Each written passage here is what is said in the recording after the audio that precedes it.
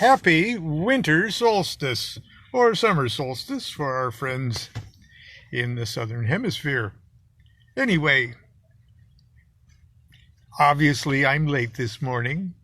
Uh, I'm in the second parking lot of our shopping day. So you'll have to excuse me. I got a coffee at that last place. We shopped at the Sacramento Natural Food Co-op, and I got a damn good cup of coffee. Oh, God. And it's cold. But anyway, I'm going to try to set up my little camera here, and I'm going to share a little story from my life with the spirits. Because somebody asked, and I try to tell this story off the top of my head, and which is okay, but I wrote about it better, I guess. I tell the story a little better in my life with the spirits. And I was asked about it because people were asking me about the consecration.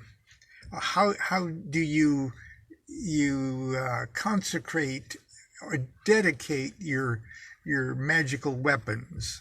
How do you your wand and sword and cup and disc? And of course they're representative of your will and your mind and your heart and your body and everything, but how do you sort of formally charge up those objects? And well, first and foremost, you charge it up if you create it yourself. So you can go out and buy a beautiful wand, but it's it'd be far better if you just cut a stick off of a tree that means something to you, and just sort of lovingly prepare it for your magical work. That's much preferable to just going out and buying something because it looks cool. But anyway, the wand is usually the last of the four weapons that you get for yourself and consecrate, because you sort of like to start at the beginning with the disc, and sort of that disc or the pentacle actually gives you a foundation to stand on to do the rest of your magic. So usually the order of consecration is your disc, and then your sword or your dagger for air, and then the cup, and then the wand. So you sort of go backwards, Yod He Vav He, back up. But of course, as a young brash magician, I just had to have a wand. I wanted my wand, and I would eventually, actually, I would soon create my pentacle and do things in order. But this is sort of the comical tale of a young magician. Yeah, and I had a wonderful magical teacher in Phyllis McMurtry, or Phyllis Seckler McMurtry at the time, mentoring me through the process, and I guess observing me with amusement as I proceeded with my magical work. But anyway, I'm not going to read the whole chapter at all, but I think you might get a kick out of it. Now, usually you pick a special day to cut your cut your wand. And there's all sorts of traditions that go with cutting your wand. And traditionally, at least in Western magic, the almond wand is used, and the tradition goes back to biblical sources, when the rod of Aaron, that's Moses's brother-in-law, who was really the magic guy in these stories. His wand was made of almond, and it was called an almond staff. It was Aaron's almond wand that Moses laid down, and it turned into a snake and ate up all of the other magic snakes of the Egyptians. And it was Aaron's magic wand of almond that Moses held in his hand as he parted the Red Sea. Behold his mighty hand. So an almond wand really, represents the power, authority, the will of God, and so the will of the magician. So almond was the prized wood for a magic wand, and it's preferable to cut it from the tree with a single blow with a magic knife, and on a special day of the year. And an example would be the Corpus Christi or Easter, or because you want the wand, you want the branch that you cut it, you want it just as the bud is starting to flower. So in other words, the tree is at its most erect when you cut your wand, and you just snip it right at that golden moment with a single blow. And that's carried over into the Catholic, the Christian mythos. And if you're familiar with the opera Tannhäuser, the Pope's staff miraculously blossoms in the miracle that occurs near the end of, spoiler alert, near the end of the opera Tannhäuser, because the Pope said, "I'll never forgive you, Tannhäuser, for being such a horny knight, troubadour. You're just too damn horny for it. I'll never forgive you. May my wand blossom before I forgive you." And at the end of course, the Pope's wand actually blossoms, just like that's how you want your almond branch to be blossoming. So. But, and also the Hebrew words for rod of almond adds up to the same numeration as the paths of the central pillar of the tree of life, Tav, Samek, Gimel.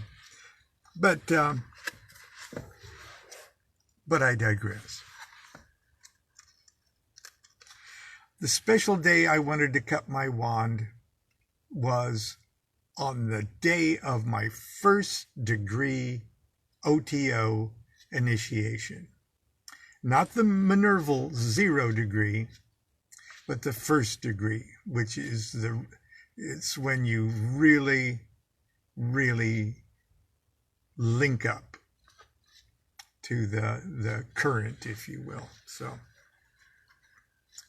we're talking my Minerval in 1975, and late in 1975, and my first degree in the summer of 1976. So my first degree initiation had been scheduled.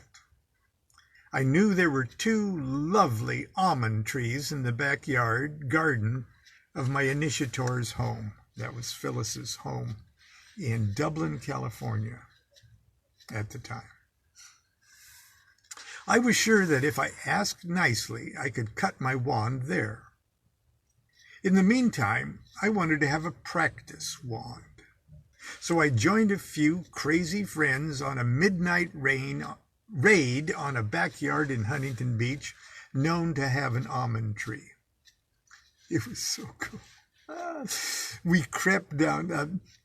It was in a housing kind of project, suburban kind of thing, but there was a river drainage kind of thing on one side, and then the walls of the wall community on the other, and we crept along that wall at midnight until we got to the house that had an almond tree whose branches hung over that wall.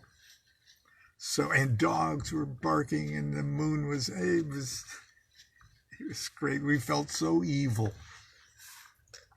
My naughty stolen practice wand looked pretty good when I got it home and started work on it. Finally, the day of my first degree arrived, and I traveled again to Dublin to be initiated. First degree in the OTO is symbolic of birth, and I could not think of a more auspicious day to cut my wand. I was granted permission to take it from one of the trees in the garden. I took my time and carefully scanned the trees from top to bottom. I spotted the perfect candidate, a very straight section about 20 inches in length. It was budding and ready to flower. About 10 inches of it were very dark, as if the branch grew during a cold or difficult season. Then the wood turned a very light green in color, all the way to the end. This light and dark feature was the most attractive to me because it fulfilled the traditional male-female requiremements. Very often a wand has sort of a yoni-ish thing on the, or a small fork at one end, and a more pointy one at the other end. Or something. That's why when you see a magician's magic wand, sometimes half is black and half is white, even in stage magic. The branch was very high in the tree, and to my frustration, there was no ladder at hand tall enough to reach it. Grady suggested that if I stood at the very top of the ladder and used long pruning shears, I could do it. He offered to stand on the ladder below me and support me by holding on to my belt buckle. I was scared to death, but I gave it a try. I can still remember looking down at Grady, his hand clutching the waistband of my pants. Aleister Crowley's golden seal ring. It's red gold with Nuit on it. Yeah, it's beautiful. Okay. His golden seal ring flashing from his finger in the sunlight. I severed the branch with one blow, and my prize tumbled to the garden floor. Grady helped me down, and we laughed like schoolboys because I almost killed myself. This was going to be the best magical wand in the world. Once back home, I constructed a fixture out of a board and a few nails, and I put my precious wand in the straightening device. It took nearly 3 months to dry and straighten to my liking. In the meantime, I used my stolen substitute wand in all my daily rituals. Finally, the wand was ready to remove from the fixture. I trimmed it and sanded it to a sensuous smoothness. I oiled it with olive oil and rubbed it to a perfect polish. I can't tell you how beautiful it was. It was dark brown to the middle, then turned a brilliant, creamy, light green. I sewed a red satin bag where it would live after its consecration. Until then, I stored it wrapped in a black cloth. You treat your instruments like a candidate for initiation, like the consecration ceremony is its initiation. And like a candidate for initiation, they're blindfolded and kept in the dark until they're brought to light.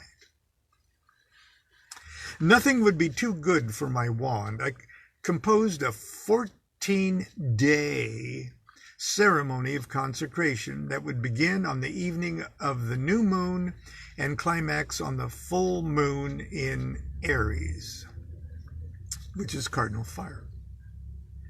I constructed the ceremony around the preliminary invocation of the Goetia and its barbarous words of evocation. Each night, after banishing and opening my living room temple, and it was a tiny little apartment, everybody could hear, I removed the wand from its black wrapping and set it before a bowl of flaming alcohol in the east. I then recited the preliminary invocation and performed the greater invoking ritual of the pentagram fire.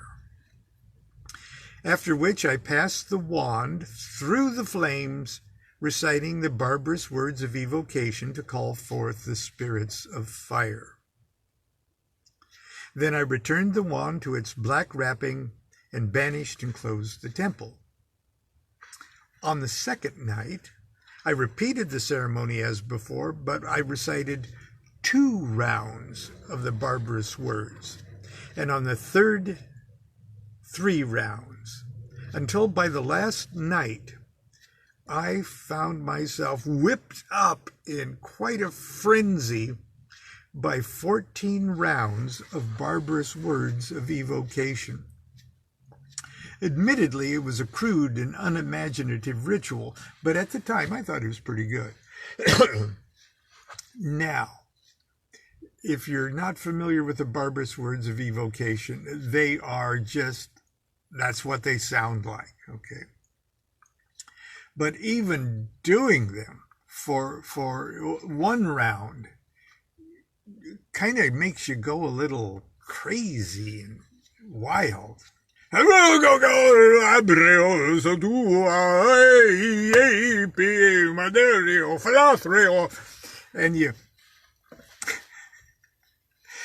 you break into a thing where this nonsense starts to make sense. And it's just your pure will that rides along on these words, and it's the emotion of the words that are carrying it. And it doesn't matter, you're not encumbered by grammar or syntax or any of the other structures of language that keep your brain from believing that you can't talk to God. So 14 rounds of the fire, barbarous words of evocation, was quite a consciousness-altering experience. It's here I must point out a curious side effect that this ritual seemed to produce. On the first night of the ceremony, an irritating drip developed in our bathtub, which, because of our unresponsive landlord, developed within 3 days into a torrent. The irritation was compounded by the ear-splitting high-frequency hiss of the bathroom pipes emitted as this water poured out of the faucet.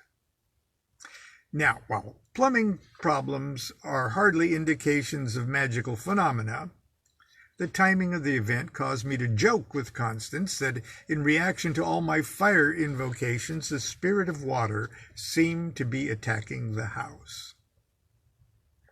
The waterfall in the bathroom grew louder and louder and more maddening throughout the entire 2-week operation. On the 7th night, a thick marine fog rolled into the neighborhood and repeated its nightly visit for 3 straight nights. Finally, the night of the grand finale, The grand climactic consecration finally arrived. Each preceding night I worked myself up a little more, increasingly losing myself in ever wilder barbarous babblings. I was really getting behind this kind of magic. On the final night, with 14 rounds of barbarous words, I was prepared to go all out. As usual, Constance and Jean-Paul retired to the bedroom. I set up the living room temple as I had done for 13 evenings. I got out the red bag that would be my wand's new home from that night forward. I put on my black robe, lit the bowl of alcohol, and set to work. Things were cooking. After all those nights, I had everything memorized and flowing out of my mouth like Shakespeare.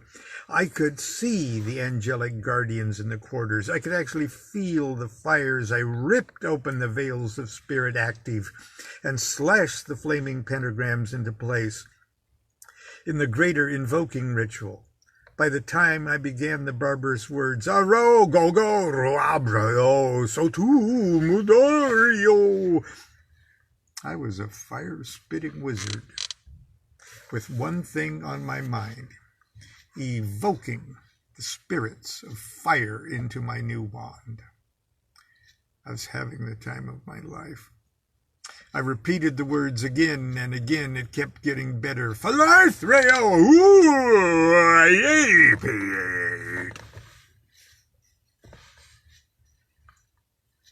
you got to remember I'm in the parking lot of Sprouts. Here.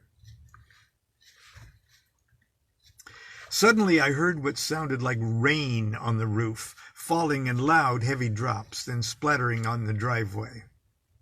Then the front of our little apartment shook as a great rushing hiss blasted against the front door. I stopped the ritual and looked out the window to see a thick geyser of water ejaculating 5 feet in the air in the middle of the driveway that separated the 2 rows of apartments. The main water line to the complex, a huge and ancient pipe, had burst underground right in front of our apartment and was washing chunks of asphalt into the street. All the neighbors were yelling and running out to see what was happening. Some had to quickly move their cars before they were swallowed by a rapidly forming sinkhole. I stood there in my black hooded robe, clutching my magic wand, the living room illuminated wildly by the flickering light of a large flaming bowl of alcohol. My God, I can't let the neighbors see me like this. I put out the flame, got out my robe, and joined the others outside as we waited for the fire department to arrive. It was nearly 1 a.m. by the time things quieted down. I figured my wand had been consecrated enough. I performed a banishing ritual, closed the temple, and put my newly consecrated wand in its new red bag. Already, it had had quite a career. In the morning, I would use it for the first time in my daily rituals. 3 hours later, my alarm went off. It was still dark. I got up, washed my face, put on my black robe. I grabbed my new wand and put it on the living room chair. As I did every morning, I shuffled half asleep into the kitchen and fixed myself a short cup of coffee.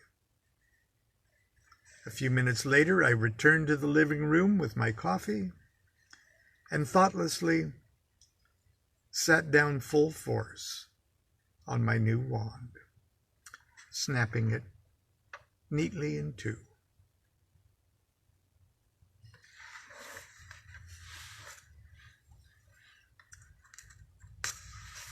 Yeah, that's par for the course for Lon. Here's a postscript to that. I debated just for an instant about how I was going to react. I came to the conclusion that if I didn't think this was funny, I was unworthy to call myself a magician.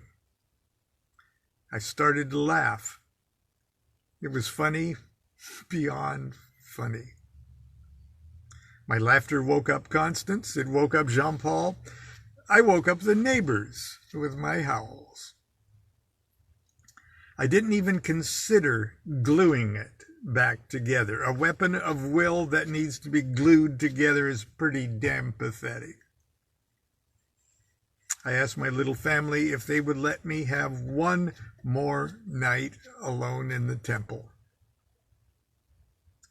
That night's ritual was very simple. I banished and opened as usual.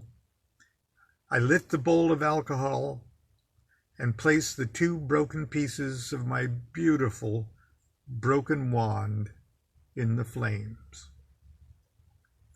Once they were burning, I got out my naughty, stolen surrogate wand that had served me so well the last few months. I passed it through the flames until the pieces of the broken wand were completely consumed. Just before the flame flickered out, I stuck the tip of my old new wand directly upon the dying ember and uttered my only words of invocation. Jump in there, goddammit.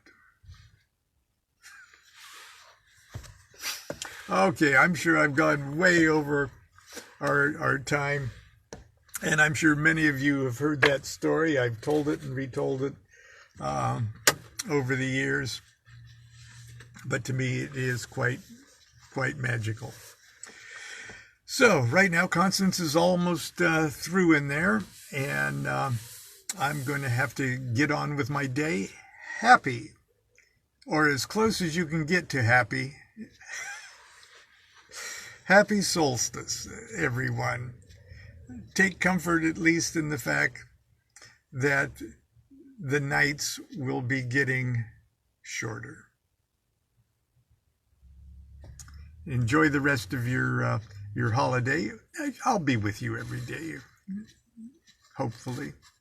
Anyway, continue to be good to yourself and be good to each other. Do what thou wilt shall be the whole of the law. Love is the law. Love under will.